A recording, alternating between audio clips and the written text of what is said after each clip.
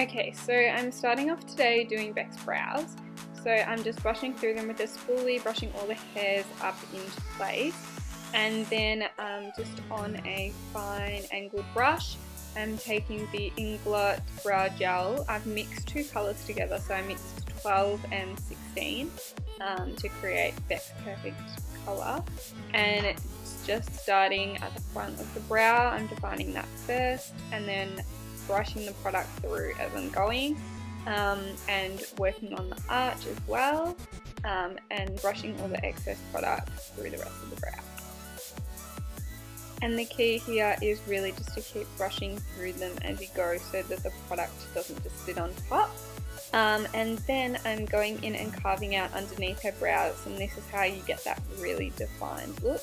And this will also cover up any stray hairs underneath the brow. So I'm just taking the Inglot Cream Concealer in 33 and carving out underneath the brows. So I just make sure that the inner part of the brow is really definite, and I want to go right under where I've just drawn the brow, and then kind of blend it out and back through the rest. And then going in with a mixture of the cream concealer and the Tarte Shape Tape concealer, and I'm using this as the base for the eyes. So I just apply that all over and blend it in, making sure it's equal across the whole lid. If it's not equal across the whole lid, then that's when your eyeshadow is going to go patchy. So the better the base, the better the end result. So I'm just blending that all in so it's all nice and smooth and got equal coverage. And then it's super important to make sure that you powder this base before you start blending eyeshadows on top, because otherwise your shadows are going to grab with the concealer and you just will not get a very good result at all. Alright, so for the first eyeshadow today, I'm going in with Peach Smoothie by Makeup Geek. My absolute favourite shadow to start off with. So I'm just taking that on a big fluffy blending brush and blending that throughout her crease, basically just all over the eye and up out on the outer edges, and this is going to help all of those darker colours that we start to put on blend back out. And now on that same blending brush, starting on the very outer corner of her eye, I'm going in with Frappe, which is also by Makeup Geek. So I'm just really concentrating this colour on the outer corner, and then once all of the colours packed on, I brush the excess up through the crease. So you want the majority of the colour to be sitting on the outer corner, and then slowly bringing it up through the crease so you don't get anything too harsh happening towards the centre of the eye. And now going in with a darker shadow again, and this time I'm popping it on with a slightly smaller blending brush. So this one's a Model's Preferred brush, and it's amazing. It's really good for the price. So I'm just packing that on and blending it out at the same time. So I go back in with the big fluffier brush from earlier and blend it out after I've packed it on that outer corner. So the colour that I'm using is 608 from Inglot. So it's just a slightly darker brown than the Makeup Geek shadows that we've used so far. So yeah, again, just packing that on the outer corner and going back in with the other brush and blending it in towards the centre of the eye. Next is a bit of 335, which is just a darker, warmer brown with a bit of an orange undertone. So again, just starting on the outer corner, packing it on, and then buffing it up into the crease. So now I'm just going in with a rose toned eyeshadow. So this is just going to bring the pinks into the matte part of the eye, as we're going to be popping some pink sparkles on the eye soon. So I want it all to tie together.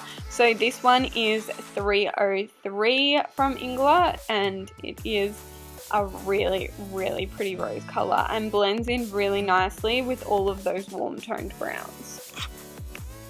And now I'm just bringing in the darkest brown of the look. So I'm using the colour 302 from Inglot, and again just packing that on the outer corner and then softly blending it up, but taking it nowhere near the centre of the eye like I did with the last colours. Okay, now it's time for the fun part. So I'm starting to cut her crease, and I'm using the 94 gel eyeliner from Inglot. It's like a champagne-y colour. This is going to be our base that we're going to pack the pigments onto. Really helps bring out the colours in the pigments. So I'm going to be using quite a few pigments today to make like a gradient look. So I'm starting off with 125 from Inglot, and I'm using that just on the first third of the area where I've put the gel eyeliner. So I pack that on first, and then in the center I'm popping 119 pigment, which is a really gorgeous rose gold. So popping that through the center there. And I'm really just packing it on and blending it together. You don't want to rub it on, you more want to pat. And then the last color is 50 from Inglot as well, which is more of like a fuchsia pink. So I'm popping that on the very outer part of where I've put the gel eyeliner, and then just slowly merging it together with the other one so you get a nice gradient. And I'm just going to walk you through on the other eye one more time on how I cut the crease. So I start at the inner corner and basically work my way towards the center, and I'm just carving it out into, I guess, like a semicircle. But you need to just be really conscious of the eye shape of the client or yourself. So if you look straight ahead, ask your client to look straight ahead, or if you look straight ahead into the mirror, you need to map out where your eye creases. So that's basically the deepest part of your eye where it folds, and you want to place it up until that point, but not over that point, because that's when it starts to look a bit ridiculous, really. So you just want to keep it under that crease, work it across, and then when you get to where you want to stop, just stop it slightly before then, and then make sure there's not excess product on the brush, and just pat it outwards so that it slowly fades back into the browns and stuff that you've done, your matte blending.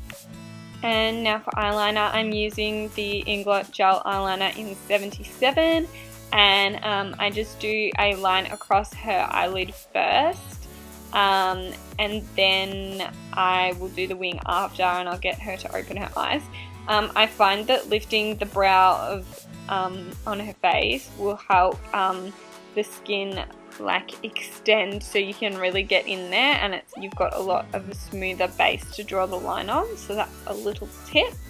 So yeah, just drawing that along the base of the lashes. And then now, as you can see here, I just get her to face straight ahead, and I draw a line upwards, basically on most people from the bottom lash line.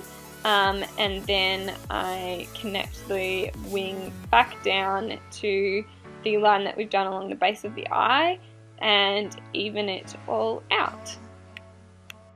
And then applying lashes. So the lashes I'm using today are the Modelrock 212s. These ones are amazing. They're really full, but also natural at the same time, which is really good. And I actually stacked 2 pairs on top of each other because Beck wanted super dramatic lashes, and they stacked together really, really well, which was good. Now this is a step that a lot of people can forget to do, and that's to go back in and touch up your eyeliner after you put on lashes, so you've got a nice clean line above the lashes. And now priming the skin, so I'm just using the Inglot Primer all over her skin, and then going in with the Inglot HD Foundation. So I'm using the colour 81 mixed with a bit of 73 on Beck today, and just using a beauty blender to buff that all into her skin. The Inglot HD Foundation is such a good full coverage foundation, and it lasts all day. I love using it on all my clients. And I also love using the Tarte Shape Tape Concealer. So I've applied that under her eyes, and again just buffing that out with a beauty blender for that flawless finish. and then setting that straight away with the Laura Mercier translucent powder so that it doesn't crease. So I'm just applying that under the eyes where I applied the concealer.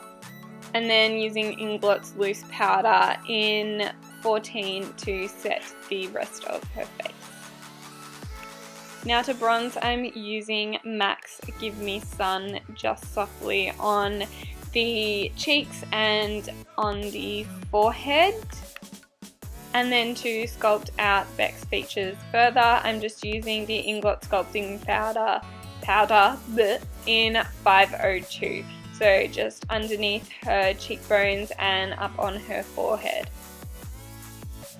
And then for blush, I'm going in with the Inglot Blush in 21. I love this blush. It makes such a difference and lifts the look completely.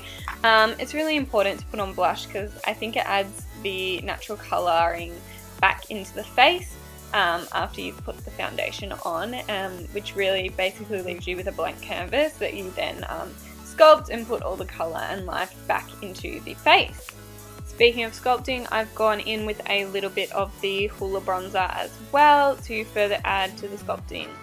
And then highlighter. So I've gone in first with the Anastasia Beverly Hills Glow Kit. And I'm just using the colour that's in the top right hand corner. I'll leave it listed down below. It's the really nice pinky shade. So I'm applying that on the tops of her cheeks, around her eyes in like a C shape, and on the tip of her nose and her cupid's bow. Yes, Beck, work it! And then just to further intensify that even more, I'm going in on top with Inglot Sparkling Dust in 07. Beck also requested that I contour her nose for her. So I just used the 502 sculpting powder as well, and just ran that slightly and softly down the sides of her nose. So now it's time to finish off the underneath of the eyes. So I'm just using a nude kohl pencil to line her waterline. So this opens up the eyes, makes them really doll-like. And then going back in with some of the shadows that I used on her eyes and just putting them underneath for extra shading. So going in with the Frappe colour from Makeup Geek first, darkening that a bit further with the 335 colour from Inglot, and then also going in with the 303 colour from Inglot, which was the nice rosy pink, and applying that underneath the eyes as well so that she's got some of the pink coming through on the under eyes. Alright, so I'm just applying a little bit of mascara to her bottom lashes, and then also highlighting the underneath of her brow bone and the inner corners of her eyes using the light white colour from the Anastasia Beverly Glow Kit, the Nicole Guerrero one. And now for lips, I'm lining her lips with the Inglot lip liner in 859, which is a really light nudie pink lip liner. So I'm lining the outline of her lips and also filling them in, and then going over the top with a mixture of the Jeffree Star liquid lipstick in I'm Nude and the Inglot Diamond Lip Tint in 103. So I'm just popping that one on her lips, so this is a matte finish. And then I'm adding a gloss on top, so just the NYX gloss in Fortune Cookie. So I'm popping that over the top to gloss up her lips and make them nice and juicy. And that brings us to the end of the look. So it was just a super fun pink glitter cut crease with winged eyeliner and a glossy nude lip. Perfect for formal. Beck was off to her year 12 formal. I've known this girl since she was so young and she's grown up into such a beautiful young girl. She looks so gorgeous in this look. So I hope you all enjoyed. Like, comment and subscribe, and I'll see you next time.